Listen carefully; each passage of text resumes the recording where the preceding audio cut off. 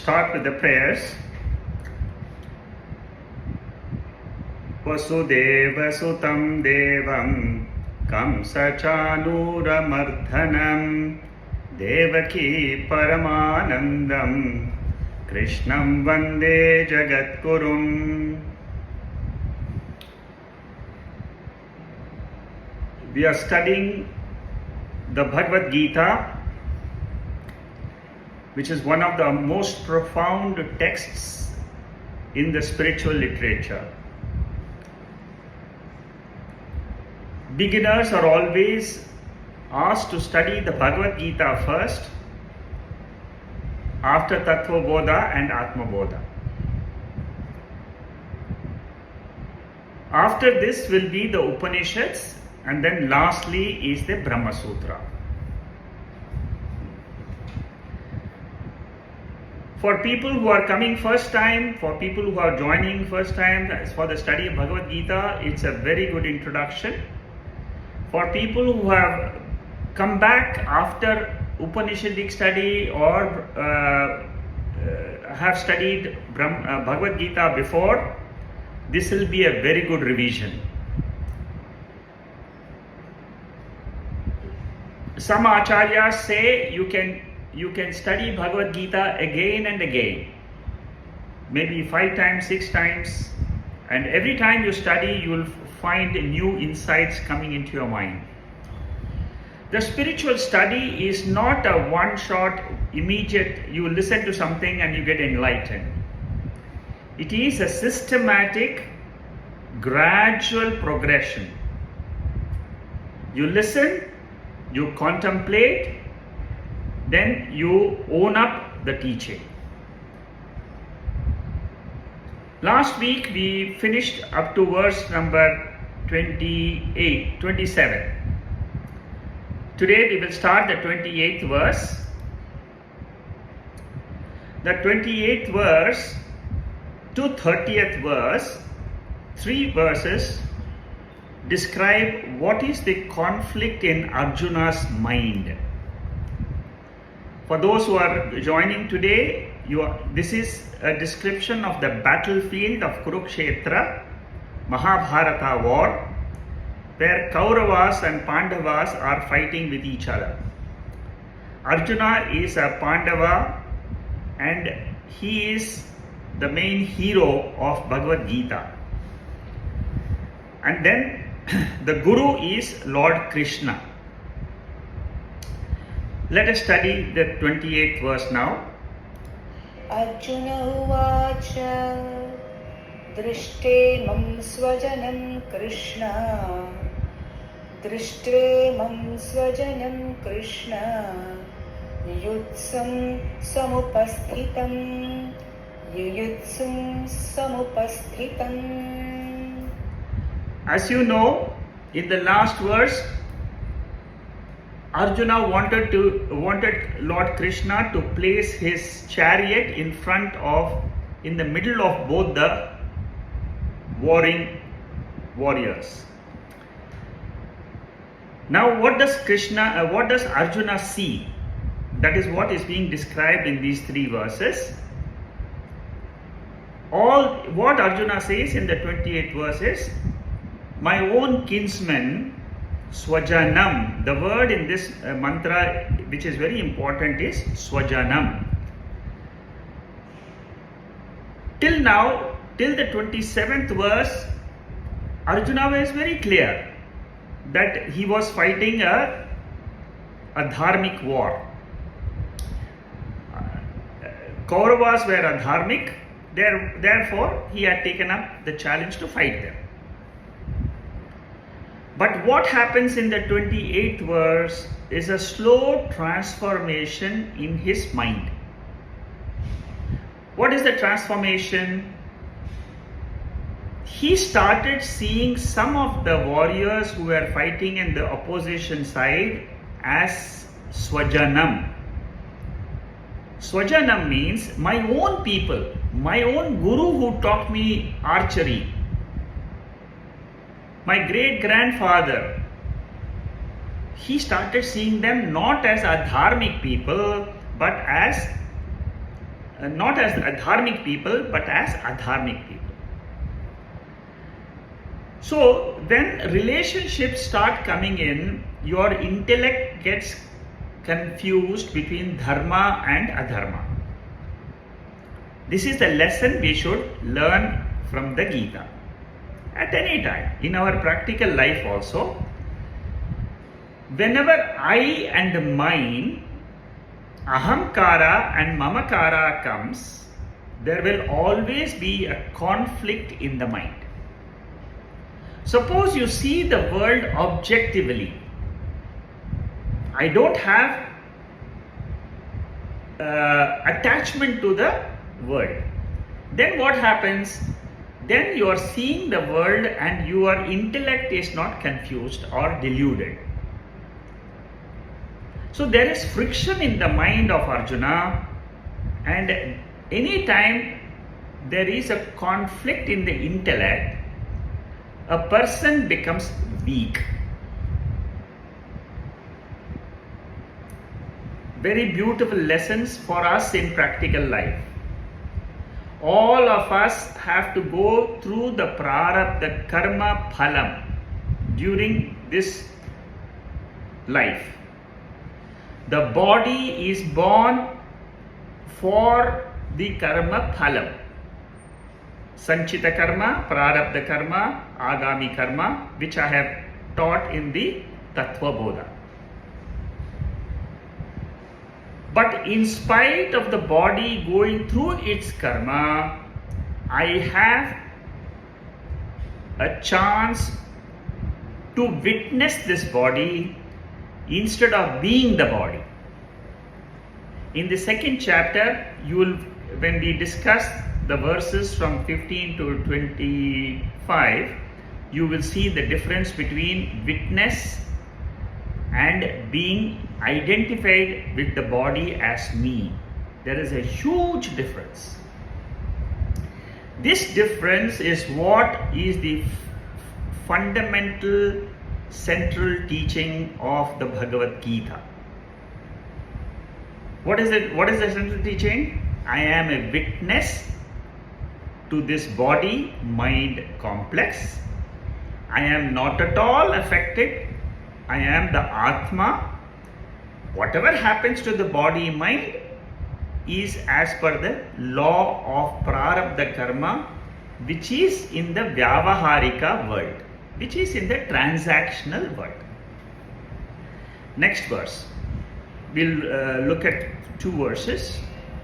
Sidanti mama gatrani, Sidanti mama gatrani, Mukham cha parisishyati, Mukham cha parisishyati, Vepayuscha sharire me, Vepayuscha sharire me, Romaharshascha jayate, Romaharshascha jayate. The sorrow in his mind transforms its effect on the physical body.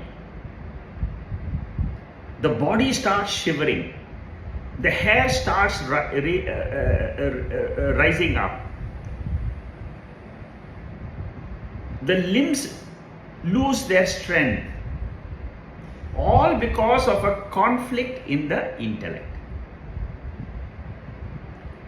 These are all signs for us to understand our own problems when they come to us.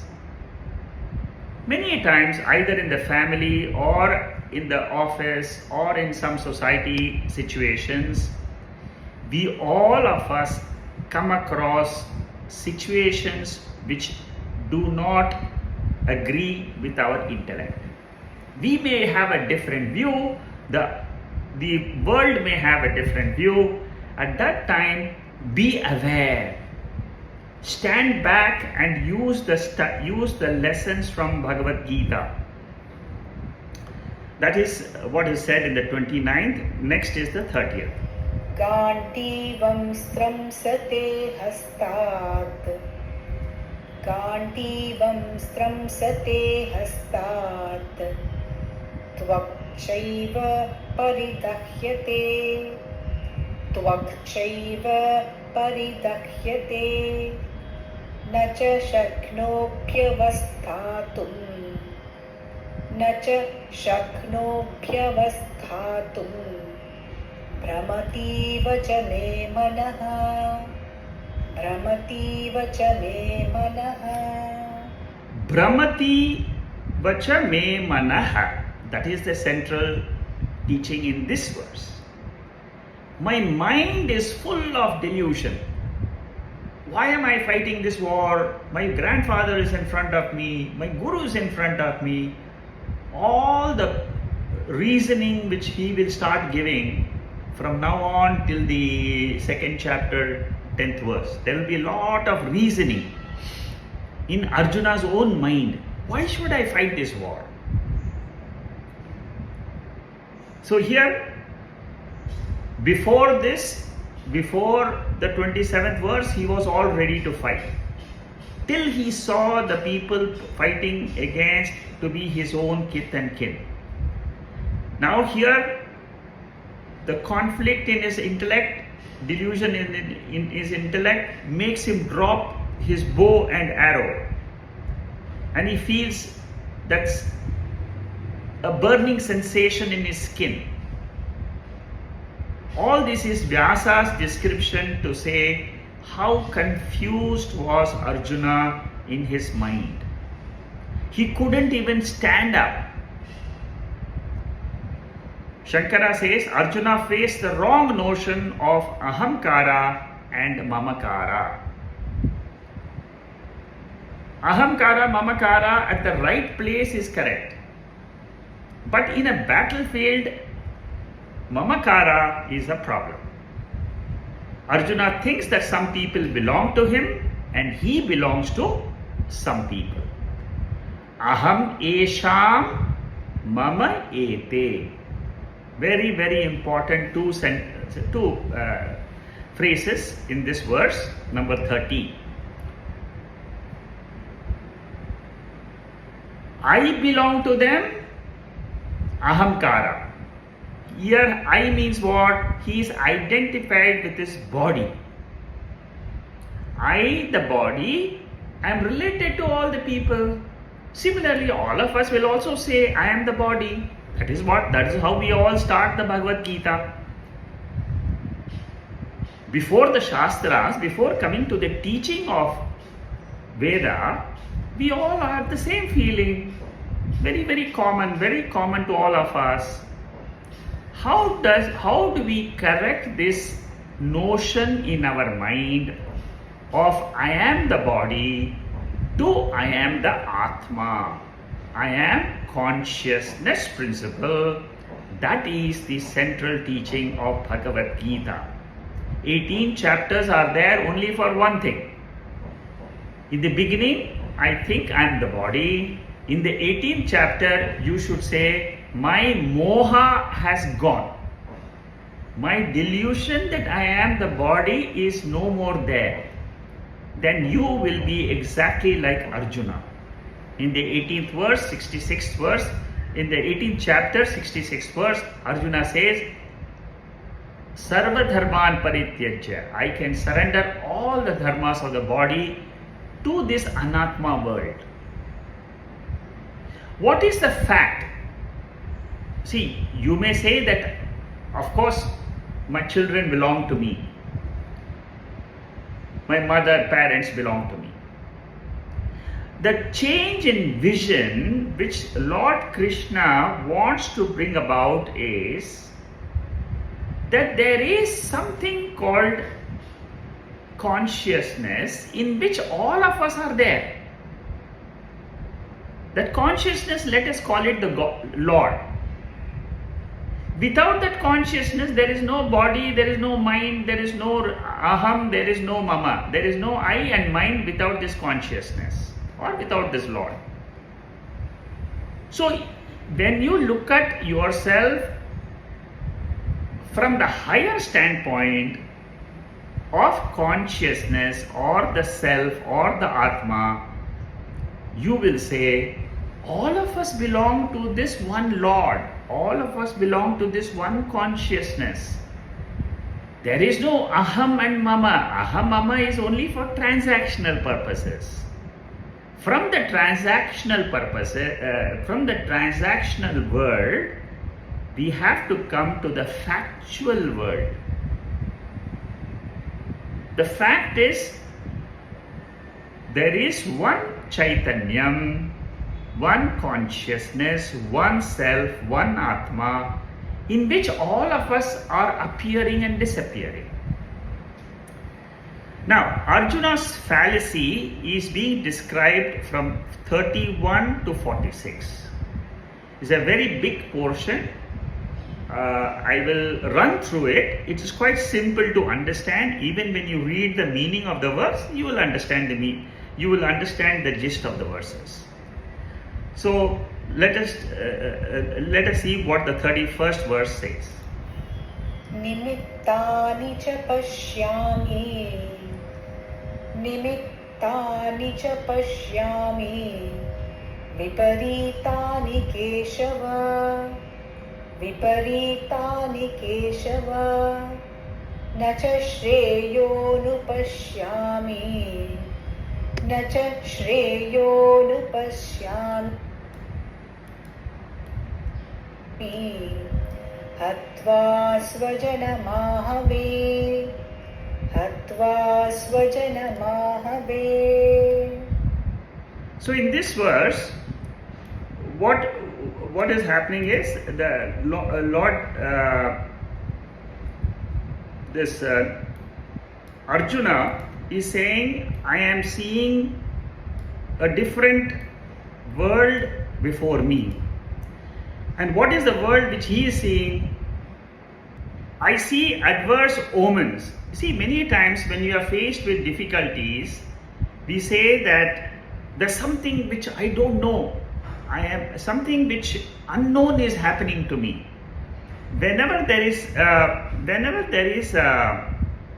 adverse circumstances which we face, our mind starts projecting some things which we are not sure about. Then what does he say? He says, Arjuna says, I don't see any reason for killing my own grandfather or killing my own guru. That is what's said in the 31st verse. 32nd verse. Na kangshe vijayam Krishna, na kangshe vijayam Krishna, na cha rajyam sukhani cha, na cha rajyam sukhani cha, kim no rajyena govinda, kim no rajyena govinda, kim bhogair jivitena va, kim bhogair jivitena va. So now you can start seeing how Arjuna's mind is working. Earlier he had come to the battlefield to fight adharma. Now he started saying, I don't want any victory in the battlefield. What will I get out of this victory in the battlefield? So even if I am able to win the war, what will I get? What pleasure will I get in this life? That is his question in this verse.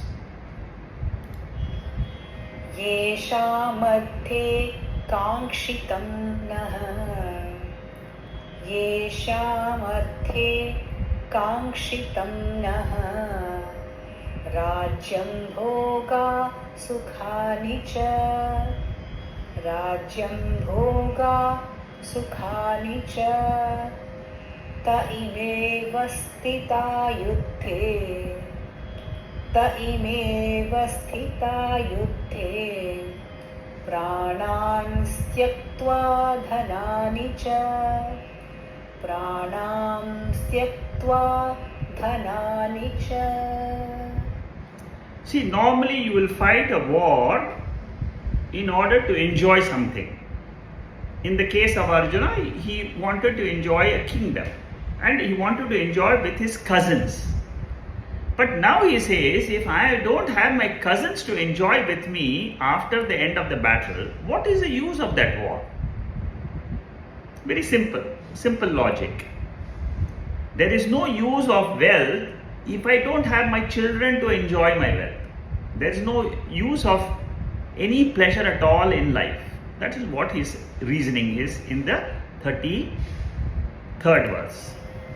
Acharyaah pitarah putraah Acharyaah pitarah putraah Tathaiva cha pitamahaah Tathaiva cha pitamahaah Matulah swashuraah pautraah Matulah swashuraah pautraah Shyalah Sambandhinasthatha Shyalah Sambandhinasthatha. This is a simple verse. He only enumerates the people with whom he is fighting. Teachers, father, son, grandfather, maternal uncle, father-in-law, grandsons, brother-in-law.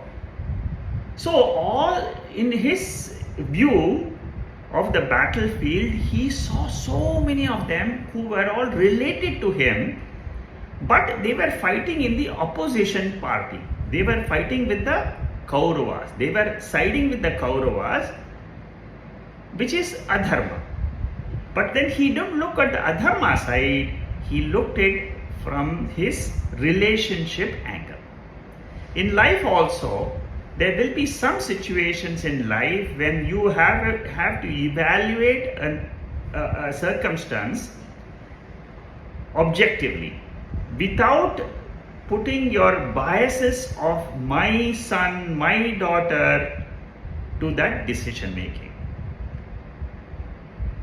I'm sure all of you will agree to this, because thinking objectively at any situation generally is not possible for all of us. We are always biased in our thinking. If my son or daughter makes a mistake, it's okay. But somebody else's son or daughter makes the smallest amount of mistake, I will take it to the hilt. I'll say, how is that possible? So that is what is happening to Arjuna, which is also something which we can also learn.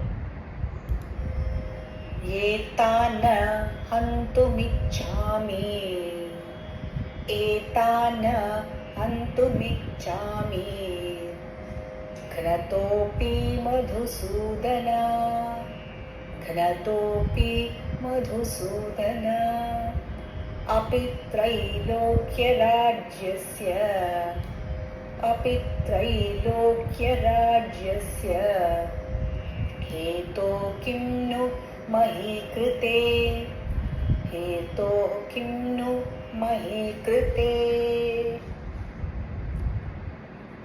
Again, the reasons for not fighting the war. Even if I were to dominate all the worlds, I am not ready to fight. Arjuna takes a strong stand in this verse, number 35. That is why he had put down his Gandivam and he had put down his bow and arrow. Not even if I were given the three worlds, the heaven, all the heavenly worlds, or whatever is the world which I can get by winning this war. I do not want that. See how slowly Arjuna's mind is being depicted by Veda Vyasa. It's a slow, this is what happens even in us. See, whenever we are in delusion, the delusion doesn't strike from one angle to other, from one side to the other side, it doesn't go so fast. But delusion takes time to develop. Our mind keeps on cogitating about something, and that is what is called as delusion. wrong thinking, even our life. In Bhagavad Gita, the general theme is all sorrows are born when we think wrongly. Objective thinking is what Bhagavad Gita will teach us. When you come to the 13th chapter, you will see how the impact slowly becomes more and more. Next verse.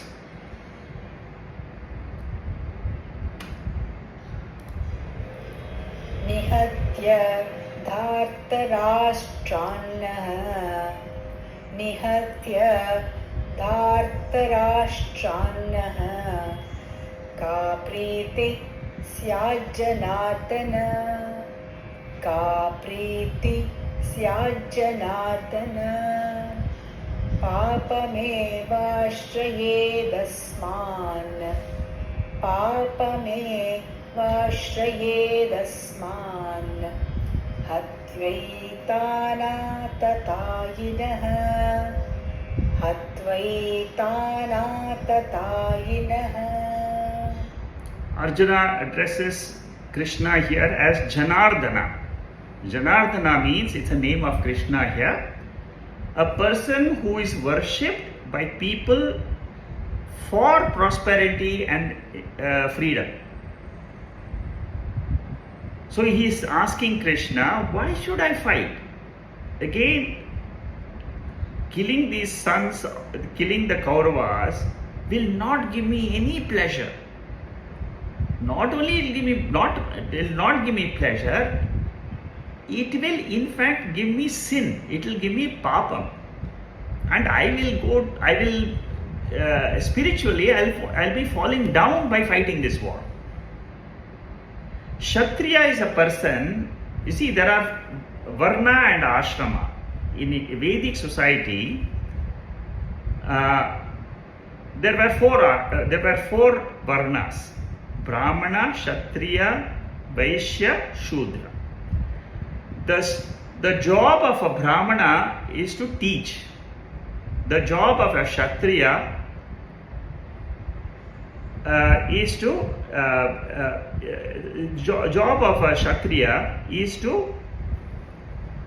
fight adharma, protect people, like the policemen and the chief justice and the lawyers and so on. Those are all people who are supposed to protect the society. Next is Vaishyas, who are traders. Traders means they help in the society by transacting with goods and services. And Shudras means people who can help others to conduct life. They may not be teaching, they may not be involved in trade, they may not be involved in protecting dharma. So this is the broad classification of varnas. Similarly, ashrama, brahmachari ashrama, grihastha ashrama, vanaprastha ashrama and sannyasa ashrama. The entire society in the olden days were all divided into varna and ashrama. And each of these varna and ashrama, they had specific duties allotted to them. Like if you are a Brahmana, you are supposed to teach people how to perform rituals and so on. If you are a Kshatriya, you protect. Now here Arjuna is what? Is he a Brahmana or is he a Shudra or a Vaishya? Arjuna is a Kshatriya. He is a warrior. One of the greatest warriors. His only job, his only duty was to protect his people. Fight for dharma. Shatat trayate iti Kshatriya. That is the meaning of, that is the definition of a Kshatriya. Protects people. Now, whenever you want to protect people and there is an enemy who is doing adharma, Normally speaking, there are three methods which are followed before you start the war. Sama means compromise. Sama means what? You tell him, okay, you compromise. Why don't you compromise? Suppose this happens even in conflicts at home. So suppose two brothers are fighting or a brother and sister is fighting, the parent will come and tell them, you compromise. Okay, you give something, and then you carry on. So Krishna tried to compromise with the Kauravas and said, okay, give them something and you also live and let them also live. Kauravas didn't agree for Sama. Then the second method tried was Dhanam. Okay, you don't compromise. At least you give some Dhanam and say, okay, you give some charity to the Pandavas and then forget about the war.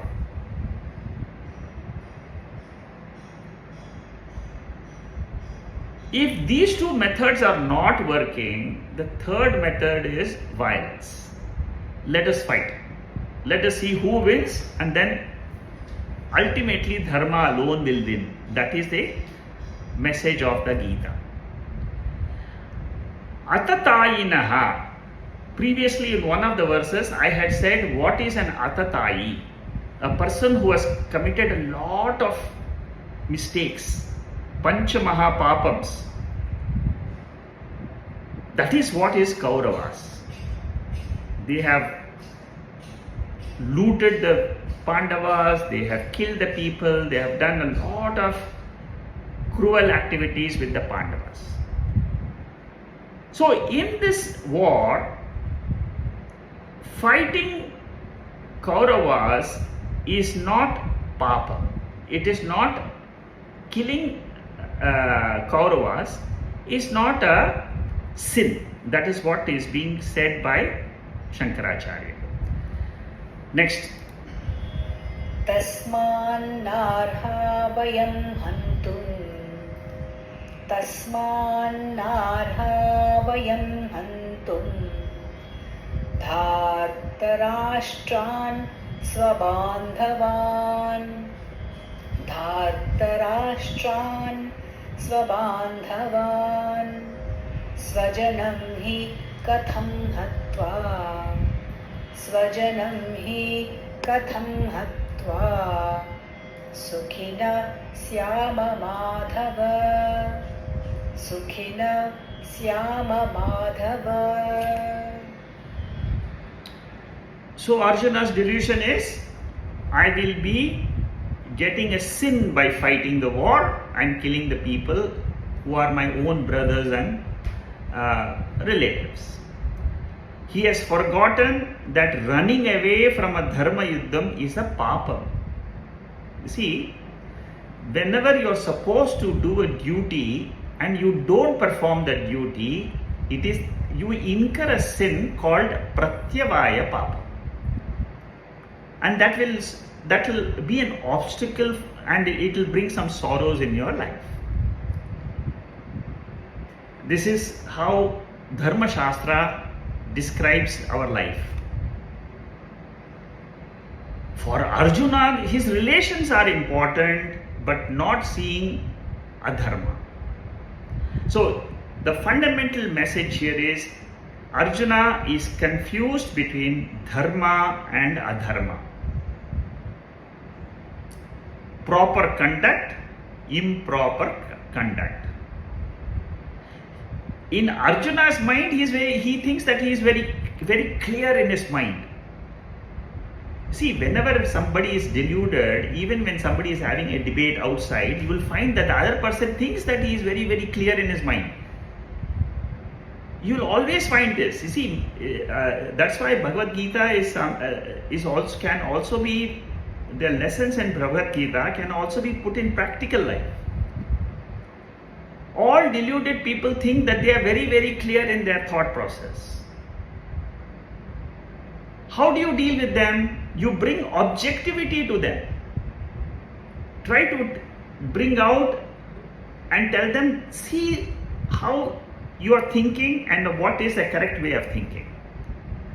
Till now, Lord Krishna has not opened his mouth. Because Arjuna has not asked for his advice, which he will do in the next chapter. Only if somebody is prepared to listen to you, you should give advice. This is another beautiful lesson we learn from Bhagavad Gita. Many a times we see people are committing mistakes. But suppose on your own you go and tell them what you're doing is not correct. They will never listen to you because delusion. In their own mind, whatever they are thinking is correct. The thinking needs correction. And if they realize that there is something which I am not seeing, and they come and confess to you, I think I am confused. And then they come to you and ask you, what do you think of this situation? At that time, you can advise them. Even when the children are growing up, in their teens, they think that they know everything. This is a problem for all the parents. I'm sure all of you have gone through some stages like this.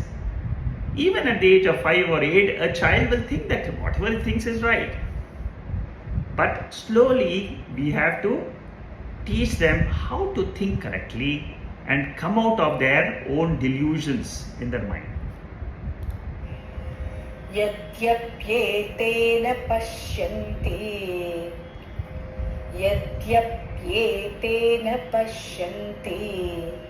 लोभोपहत चेतसः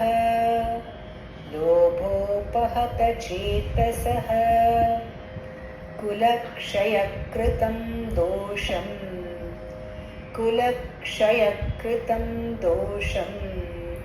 मित्रद्रोहे च पातकम्.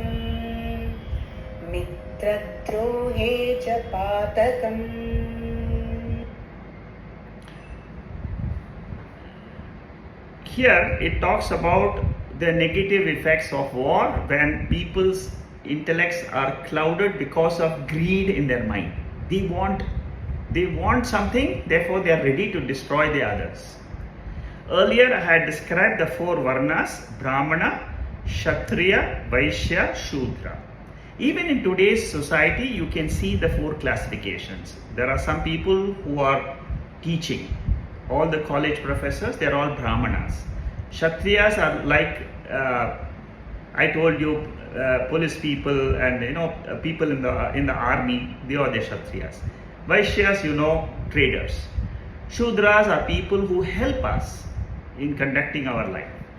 The 4 ashramas which I mentioned is Brahmachari, which is this education at the time of educating ourselves. Brahmachari means where you are learning something. Grihastha means where you have learned what is dharma, and what is you have picked up some trades. You have got a graduation.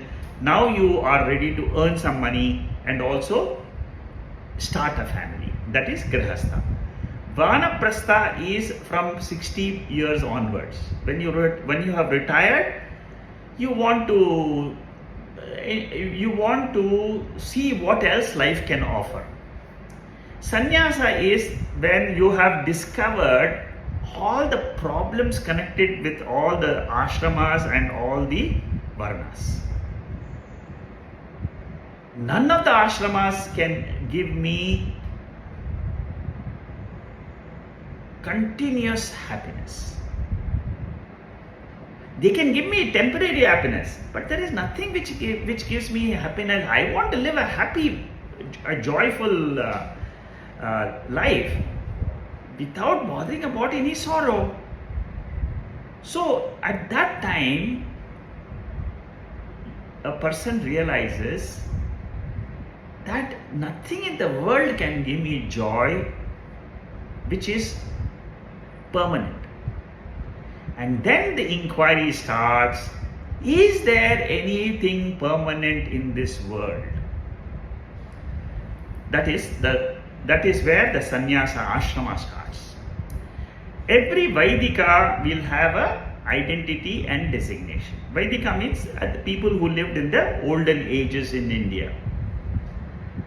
So, Veda prescribes duties according to the Varna and Ashram. For a Brahmachari, there are certain duties. For Grihastha, there are certain duties. Vanaprastha, certain duties. Sannyasa also has got a duty. Now, whatever is the lifestyle prescribed by the Veda for an ashrama, it is called as Swadharma. You are expected to do the duty as per the position where you are placed today. In the family, in the society, in the world. You are the Prime Minister of a country. You have a different duty. You are a head of a family, different duty. You are a son or a daughter in the family. You have duty for certain to your parents and to your siblings. So this question always arises in us, what is Swadharma? A lot of details will be given in the 3rd chapter of the Bhagavad Gita. What does Veda tells us? Veda tells us there are 4 goals in life. Dharma, Artha, Kama, Moksha. Dharma means following a correct conduct in life. Doing your duty is called as dharma. Because if you don't follow a dharmic life, you will be incurring sin. Sin means it will disturb your mind, that's all. See, punyam and papam is nothing but it is the result of what happens in your mind. Either you enjoy happiness or you suffer sorrow in your mind. That is what is punyam and papam. Many people don't understand this. This is invisible. It is adrishtam. And our whole life is nothing but this. It's a pendulum. Few days we are happy, few hours we are happy, then we suffer. Again we are happy, we suffer. The whole life is like that. Artha, I have mentioned all this in my Tattva Bodha class, so I will just run through it. Artha means earning wealth, Kama means enjoyment, entertainment, Moksha means freedom from limitations. All of us today, what do we feel? I am in this body and I have got sorrow or I enjoy life. Now that is called as limitation in Vedanta. I am limited to this body. What does Bhagavad Gita teaches us? You are limitless. You are not limited by space or time. Completely opposite nature. You are Atma. But today we feel I am limited. To get rid of this limitation, I am always suffering. I am an individual. I am suffering so many things, problems in this world. To get out of this limitation is the goal of the study of Bhagavad Gita, Upanishads and Brahma Sutra. There is only one source to come out of these limitations and hold on to your limitless nature. It's a very profound theory. As you learn more and more the Bhagavad Gita, you will understand, oh, this is why I am suffering. Many of us don't even know what we are suffering, how we are suffering. But Bhagavad Gita will tell you clearly, this is suffering, this is bondage, and this is freedom. So when a person does not follow the well-designed scheme in the society, there will be disharmony. At individual level, at the ecological level, at all levels there will be disharmony. when there is disharmony, what happens? There is no peace of mind. There is no happy. When there is no peace of mind, where is the question of happiness? Happiness means peace of mind.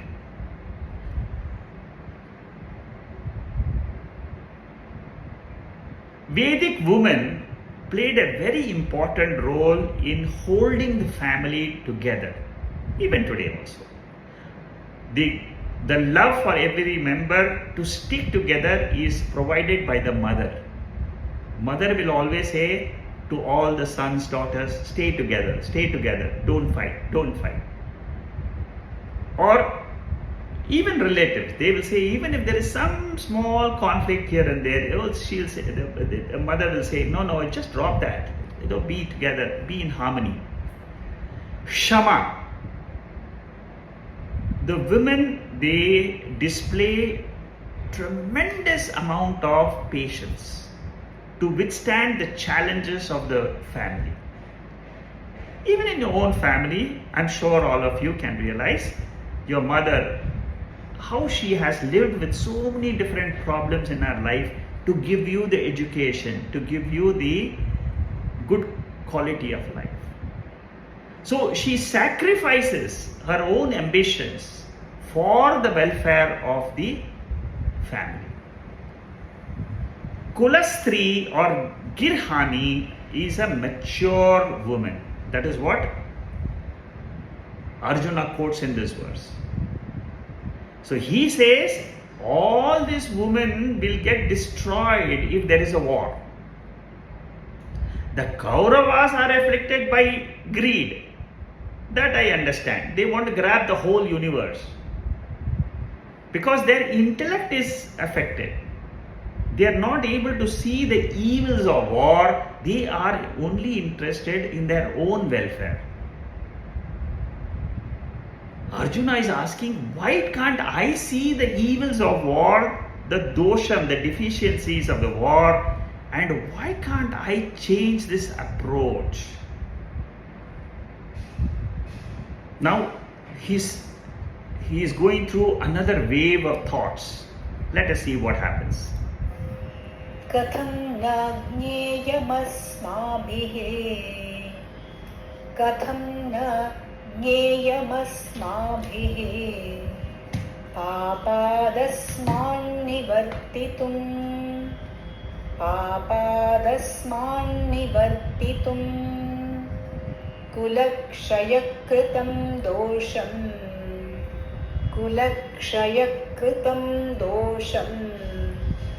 Prapashyadbhir-janardhana. The important word in this mantra is Kulakshayam. The whole family tree will get destroyed in this war. Oh Janardhana, oh Krishna, I am telling you, why should I go for this war? Why should I fight this battle? Again he continues about this Kulakshana in the next verse also.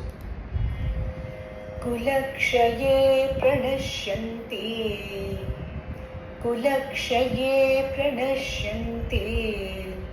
Kuladharmaah sanatanaah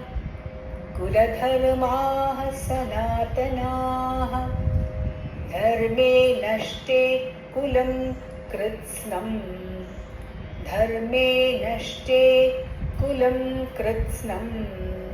Adharmobhi bhavatyuta.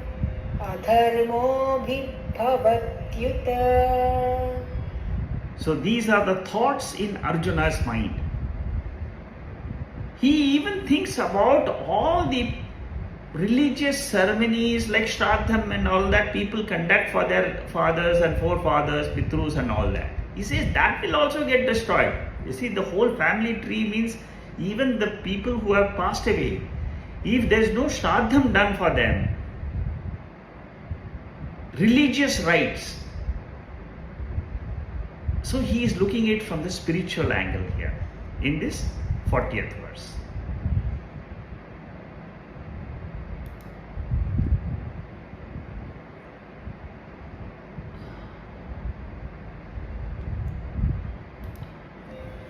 अधर्माभिभवात् Krishna अधर्माभिभवात् Krishna प्रदुष्यन्ति कुलस्त्रियः प्रदुष्यन्ति कुलस्त्रियः स्त्रीषु दुष्टासु वार्ष्णेय स्त्रीषु दुष्टासु वार्ष्णेय जायते वर्णसङ्करः जायते वर्णसङ्करः Varna Sankaraha is an important word in this 41st mantra. Varna Sankaraha means intermingling of Varnas and Ashramas. Varnas means, suppose in the battlefield a Kshatriya, he gets killed. His wife will probably have to marry somebody else. Not only that, all the siblings in his family there will be intercaste marriages, which means Varna will get affected. You see, in the olden days, Ashrama and Varna were the pillars of the society. So a particular Ashrama, Vaishvas will only get married to Vaishvas, so that the Vaishva Varna will grow. Similarly, Brahmanas will get married to Brahmanas. So Varna will grow. So here Arjuna is even thinking in those terms. See how deep is his thought process. Only a Grihastha can do Panchamaha Yajna. I will tell you about Panchamaha Yajna in the third chapter. There is a huge description of that. Panchamaha Yajna means like Pitru Yajna, Brahmana Yajna, Manusha Yajna, and so on. So Pitru Yajna is an offering to the Pitrus, means our ancestors. So marriage in the Vedic period was to do Panchamaha Yajna and achieve moksha. That is the central theme of the third chapter. All of us, we are supposed to do our duty to the society and then grow and get the freedom from this limitation. So all this Varna, Ashrama, Vyavastha means activities, will go away, and there will be immaturity born in the society because of the evils of war.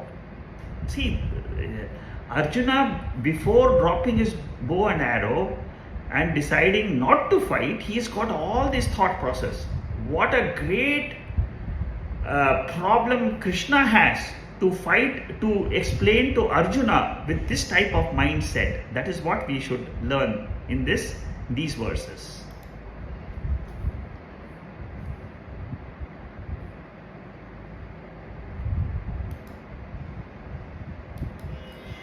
Sankaro narakayaiva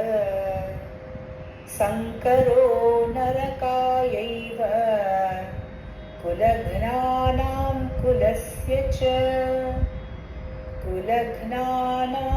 kulasya cha patanti pitaro khesham luptapindodaka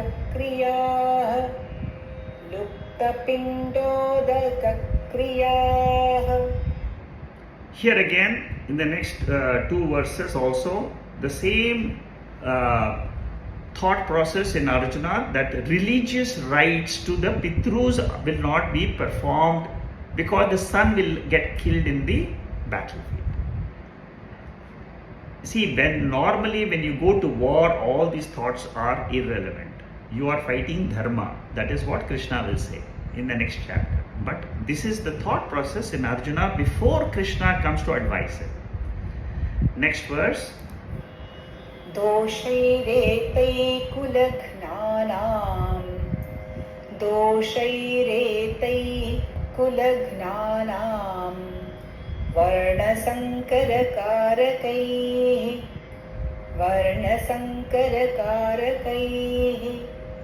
उत्साद्यन्ते जातिधर्माः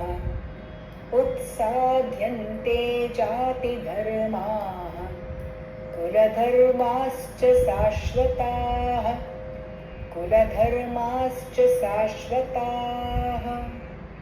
Same idea continues in this verse also. Confusion of castes and confusion of ashramas will happen if the war starts. उत्सन्नकुलधर्माणां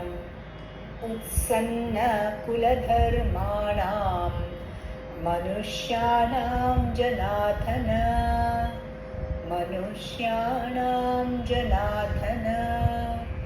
नरके नियतं वासः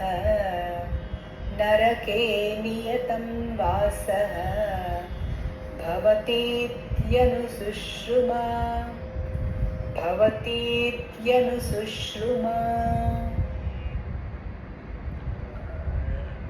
Here he is worried about his ancestors who are in different worlds because they don't get the Shraddham oblations. They will remain in those lokas for a long time. See, when they are able to get the during the Shraddham, when the son performs the rites, it is supposed to go to the forefathers, and they are supposed to get liberated from those lokas and again travel to higher lokas. That is the background behind the Shraddhas. Now, Arjuna, being very well versed in Dharma Shastra, he is thinking along all these lines.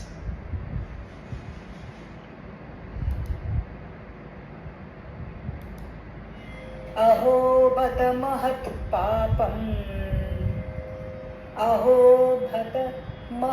पापं कर्तुं व्यवसिता वयं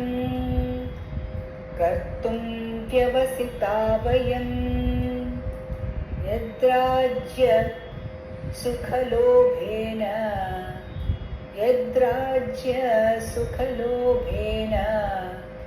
हन्तुं स्वजनमुद्यताः.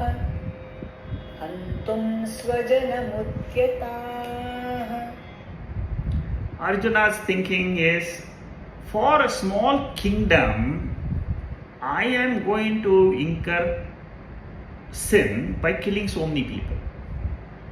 So that is the justification he is trying to give it in his mind, that for a small pleasure, I will be incurring the sin, and that thought of having killed them will remain with me throughout my life. So he is thinking, why should I fight? All these are excuses for Arjuna to run away from the battlefield. यदि माम प्रतीकारम्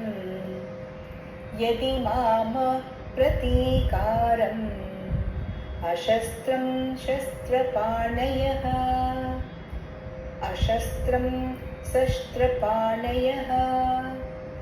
धार्तराष्ट्रा रणे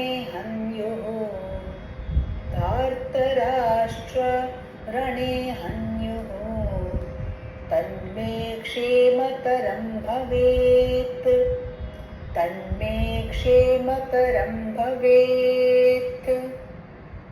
We are coming to almost the end of the first chapter, the 46th verse. There's one more verse. The conclusion which Arjuna is now making is being shown in this verse. What is the conclusion? He says, all the Kauravas, let them come and let me be killed in this war. I will not resist them at all. I will go unarmed. I will drop my chariot, I will go walk across to the other side, let them kill me. That will be better for me, rather than me taking up the arms and trying to kill them. see the psychological effect of confusion and delusion. Sanjaya uvacha एवमुक्त्वार्जुन सङ्ख्ये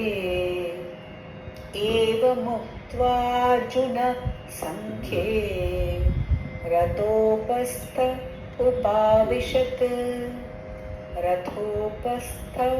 उपाविशत् विसृज्य सशरं चापम्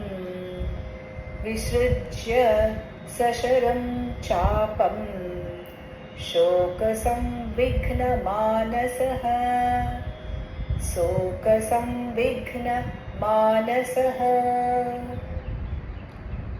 So the last verse of the first chapter says Arjuna drops his weapons and decides to go back. He does not want to kill not even one person in the war. Shankaracharya says, Sarva karma parityagaha. Arjuna is dropping and giving up his duty as a Kshatriya in the battlefield. Many times we can also see in our real life situations also, when people are confused, they withdraw. Instead of trying to find a solution, an objective solution, they are swallowed up in their own subjective vision of the world. In the entire first chapter, the lesson for all of us is have an objective view of the world.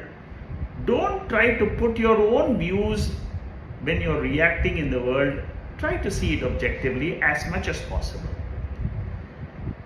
What is the meaning of subjectivity? Seeing ahamkara and mamakara. If you're driven, if you're ahamkara pradhanam or mamakara pradhanam, seeing minus in everywhere you work, in a family, in the society, when you see what can I get out of this situation?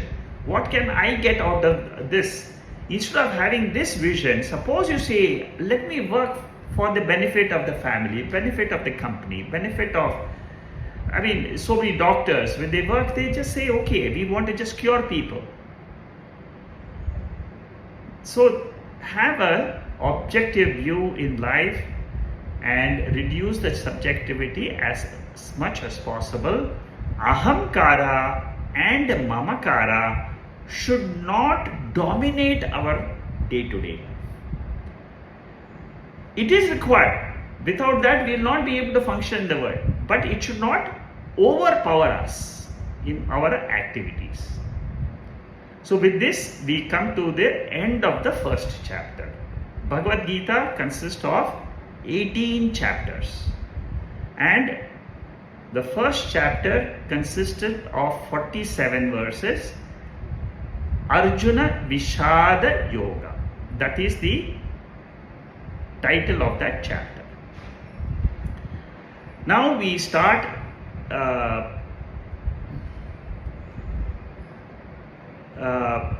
now there is some notes which I put here for the summarizing the first chapter. I'll just run quickly so that you know what it was. The summary, of course, just to tell you, 1 to 20 was the story, 21 to 25 was description of samsara, which is basically the problem of ahamkara and mamakara. 26 to 28, the attachment to the relatives, over attachment was described in those verses. 29 to 35 was the shoka, the sorrow part of it. Intense sorrow. We are not talking about normal sorrow. Normal sorrow will come and go. It's maybe it'll be there for 1 or 2 hours, and again you will be all right. But here, how intense sorrow overcomes Arjuna, and at the physical level, at the verbal level, at the mind level. 3 levels sorrow we have seen. So even when you face sorrow, analyze what type of sorrow. Is it only at the physical level, physical pain, or is it causing mental pain, mentally you're affected, or verbally you're affected, somebody said this, so all these type of sorrows, we should be able to live with that in our world. Moha, this is the central problem for all of us, the entire humanity. When there is no discrimination in the intellect, then objectivity is the first fall. Subjectivity alone will be there. Intellect is frozen, intellect is bankrupt once you are under the grip of moha. Arjuna, the master of archery, becomes the disciple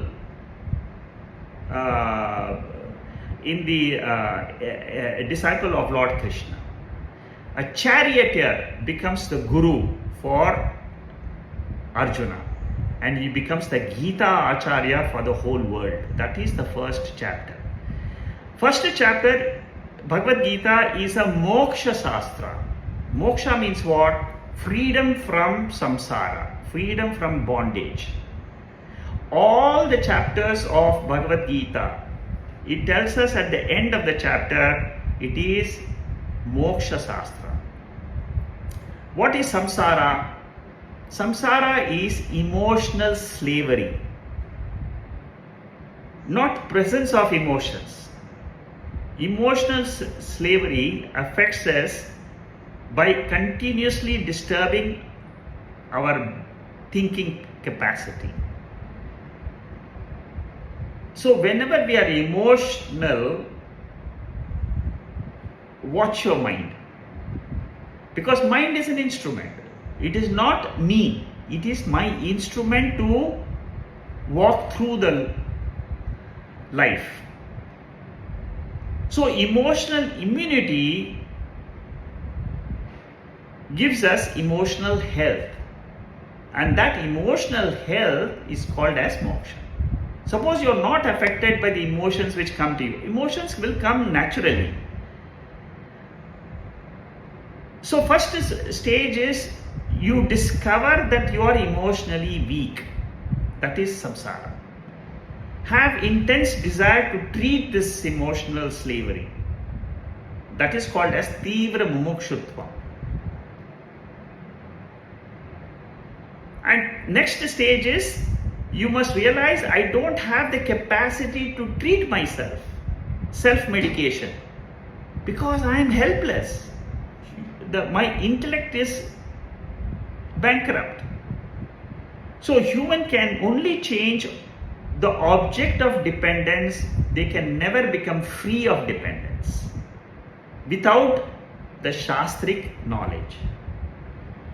Bhagavad Gita will tell us how to get out of this emotional slavery and be free. We surrender to the Jagat Guru, which is Lord Krishna. Surrendering to Lord Krishna means what? Follow the teaching. Come to the next class. Understand what he says in the second chapter. The most important chapter in the entire Bhagavad Gita is the second chapter, where you will know what is freedom. Very important chapter. Even if you miss the rest of the Gita chapters, I don't mind. But don't miss the second chapter learning. One chapter will tell you what our problem in life is. Who is a guru? Guru is a Mukta Purusha. Mukta Purusha means what? He has understood his nature as Atma. And therefore he is able to treat us. Samsara darshanam, tivra mumukshutvam, desire to be free from emotional slavery, karpanya bhava, a feeling of helplessness in the world. All of us, when we are suffering from this emotional slavery, we feel helpless, because sorrow it grasps us, it grasps our thinking process. When this situation, at any time you feel, go and surrender to a guru. Surrender to guru means what? Your parents can be guru. Your teacher can be guru. Somebody elder in the family can be a guru. The second chapter and the 18th chapter, they contain the Gita Sara, essence of Gita. Before I close the first chapter, I wanted to just give you a Mahabharata family tree, which you can just run through it. I just got it from the internet. Some people ask me who is Duryodhana, who is Pandava. This tree will give you, but if you want to go a little bit more detail, you can always go to the Google and you can get a lot of details of the Mahabharata war. Now we come to the second chapter of Bhagavad Gita. I will just give you an introduction, and then next week we will start the actual verses. Just for you to remember, I will be taking verse by verse of the second chapter, completely, every verse, because I consider it as the most important chapter of the Bhagavad Gita. It gives you the problem, it gives you the solution. The second chapter is called Sankhya Yoga. It has 72 verses. And I have many volumes of notes. This particular volume, which I have shared with you today in the WhatsApp, in case you have not received it, you can write to us. You will get these notes.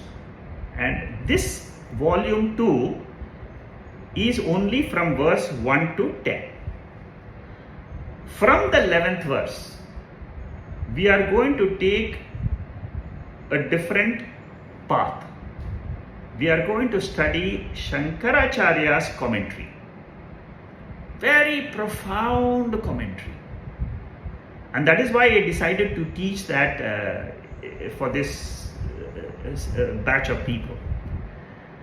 I will start, let me see how it goes, but as if the interest continues to study the Shankaracharya's commentary, I will continue. At any time I feel there's not so much interest in the studying this type of commentary, detailed commentary, we will switch on to the simple verse meaning and continue our journey. But second chapter is the main chapter. I want to cover the Shankaracharya's commentary. Third chapter onwards, it is not so relevant, not so important. So we'll go back to our verse by verse in the third chapter. But second chapter itself will take quite a bit of time. As I said, the second chapter is called Sankhya Yoga. Sankhya means Atma. Knowledge about Atma. 72 verses are divided into 4 broad sections. The first section of 1 to 10 is Arjuna's surrender as a disciple. He surrenders to Lord Krishna, the teacher of Bhagavad Gita.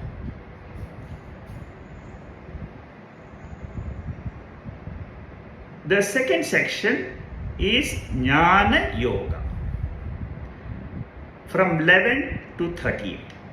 The most important portion of Bhagavad Gita, from 11th to, I would say, even up to 30. 38 is a little stretched, but 30. 39 to 53 is Karma Yoga. Karma Yoga is a starting point to reach Jnana Yoga. But Lord Krishna, Jagat Guru, he has got a different style. He says, I will give you the highest knowledge first. And then he will go to how to get that knowledge through Karma Yoga, Upasana Yoga. That is from 39 to 53 and 54 to 72 is the very beautiful section of Sthita Prajna, where Arjuna asks a question.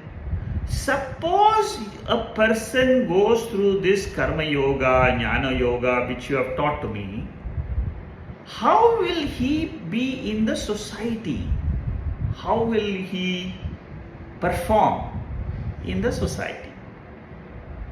That is the fourth section. So 4 sections: surrender to the teacher, then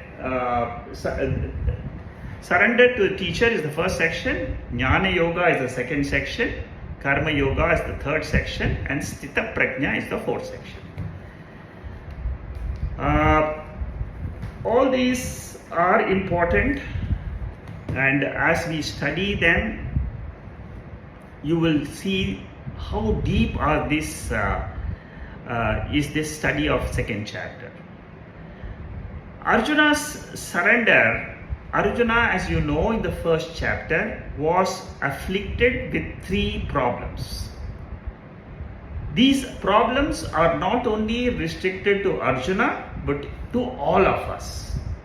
It is a common, universal problem. What are the 3 problems mentioned in the first chapter? Raga, Shoka, Moha. Raga is attachment. Shoka is sorrow. Moha is delusion. Each one causes the next one.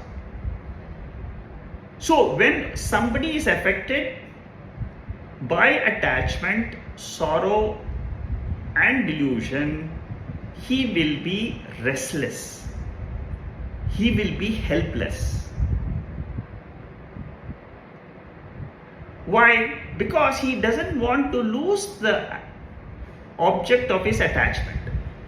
For example, Arjuna, he was attached to his grandfather, his guru. He didn't want to lose them. So sorrow was there, delusion was there, attachment causes sorrow, sorrow causes delusion. And then you start imagining losses. Oh, what will happen if I lose these people? And then mind gets totally deluded. Same thing you can observe by studying the second chapter. It becomes a very important lesson for us also. How can I apply this in my own life? Whenever there is an over attachment, you will find there is sorrow. Whenever there is sorrow, you will find delusion happening. If I can be aware of my mind going through these 3 emotions, vital emotions, which can disturb me completely, if I can only be aware, that itself is a big step of spiritual path. Very big step. If you don't come to Bhagavad Gita, you will be lost. You will always be lost and you will not know what is the cause of my sorrow. You will never know you are in delusion. And then you go to a guru, you come to surrender to a guru, and then the guru will teach you jnanam. Jnanam is from the scripture. Guru does not give anything which he is thinking. Whatever he is teaching is from the scripture. Scripture will tell what is the nature of the individual. Am I this body? Am I this mind? Or am I the awareness in which the body and mind is appearing? That is the question you have to ask. I will repeat the question. Am I this body? Am I this mind?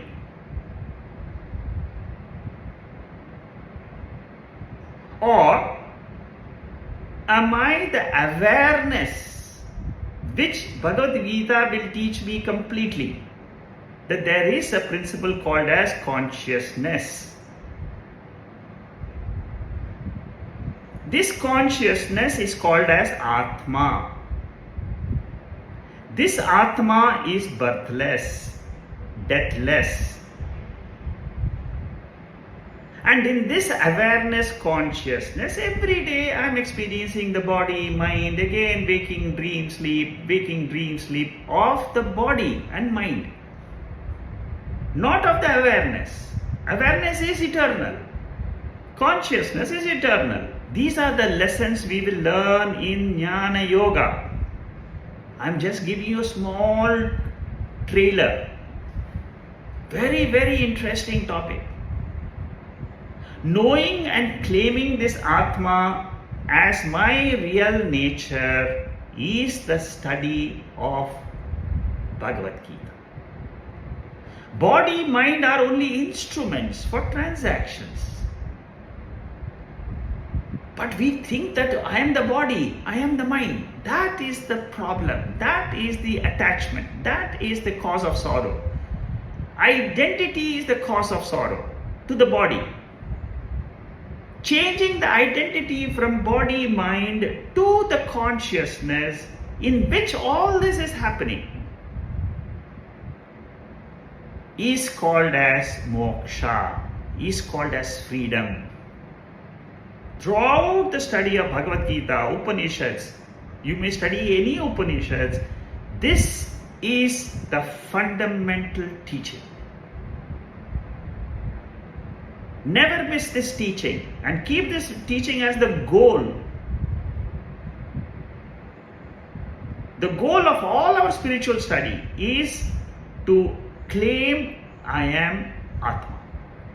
The day your intellect tells you, I, without any reservations, can know that I am the Atma, on that day you can say, I am free. The benefit of studying the Bhagavad Gita or any Upanishad is for this final goal of understanding my real nature. We'll study this in very big detail. Shankaracharya's commentary is amazing. Okay, so different things are said about the Jnana Yoga. I put so many things in my slides here. I don't want to spend so much time. I want to round up the summary of the entire second chapter today. Karma Yoga is basically two aspects: proper action and proper attitude. Proper action is called as Ishvara Arpana Buddhi. Whatever I do in my life, I dedicate all those actions to some power which rules this waking state, dream state, sleep state. There is some power. I surrender to that. I just offer all my actions. That this is what I get rid of ahamkara and mamakara. That is why in the third chapter, the whole chapter talks about Panchamaha Yajna, how I can do proper action. Very beautiful chapter. But in the second chapter, Lord Krishna gives you a glimpse. What is proper attitude? Proper attitude is Ishvara Prasada Buddhi. Any action you do will always result in a result. Action produces results.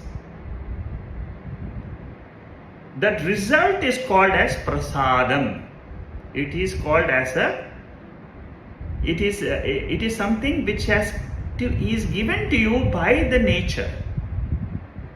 So when I act in the world, what should I say? Whatever is the nature, whatever is the law of karma, I will get the benefit out of it. I do social service. I don't keep on asking what will I get tomorrow. I gave charity yesterday, say $100, $200. What will I get? I will get something. But I'm not, my focus is not on the result, but my focus is on the action. That is called as Karma Yoga. Very, very beautiful methodology prescribed in the Bhagavad Gita. There is no other text which gives you the Karma Yoga as beautifully as in Gita. It is taught in 3 full chapters. 3rd chapter, 4th chapter, 5th chapter. 3 full chapters they talk about Karma Yoga. And Krishna introduces that in the second chapter. The last section is Sthita Prajna, is a person who has got his mind sthiram. What is the goal of spiritual study? Samatva. I must have quietude of mind all the time. Is it possible? My mind is so turbulent today. Lord Krishna teaches us 3 methodologies, 3 sadhanas, disciplines. Indriya Nigraha, Mano Nigraha, Ninidhyasanam.